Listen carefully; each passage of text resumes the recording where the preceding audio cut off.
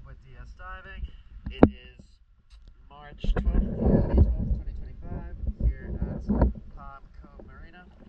Just finished, or about to do the hull clean for Tracia Lynn.